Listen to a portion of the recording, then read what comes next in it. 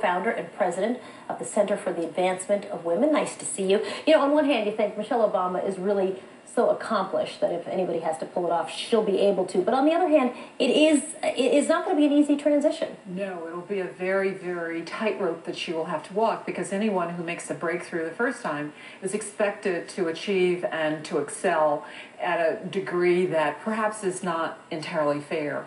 She's really a blank slate for many people. We'll project what we believe that she should be or should not be. But she's also signaled that she's a woman of her own making. She follows her own counsel.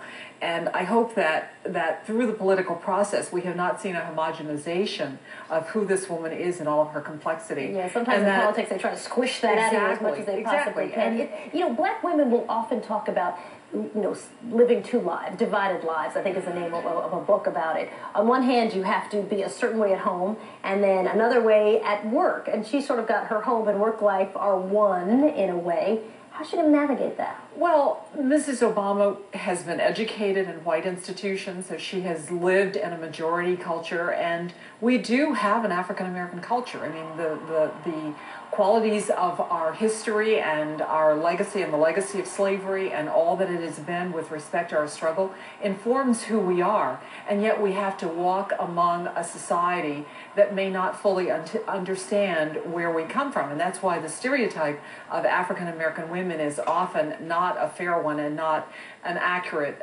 characterization. That I think that Mrs. Obama's presence, the visual of her presence, has already made an enormous impact, and I think she'll continue to do so. I think that's very true. Barbara Bush used to have these witty one-liners all the time. One thing she said that was a little smitty was about Jerry Ferraro. She described her as, well, rhymes with, I'm not going to say the word, but it rhymes with rich. And you sort of wonder, will a Michelle Obama be able to pull something like that off and not have that be front page news? Probably.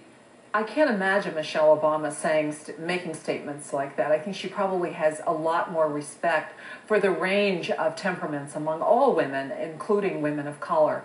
But we are often very much characterized because of our directness. We were taught to be direct. We were taught to be honest. The way we communicate with each other, the code process of African-American language and communication is different. We're sometimes characterized as such. And as a matter of fact, in the early part of the campaign, people said that they were afraid of her. And why to be afraid of her? Because she was a direct woman. And I think that we will become accustomed to her. And for that reason, we will move the ball forward on the image of African-American women. And we'll certainly all be watching her, especially in those fabulous dresses that she likes to wear. Faye Wilden, always nice to see you. Thanks for talking with us. Thank you for having me.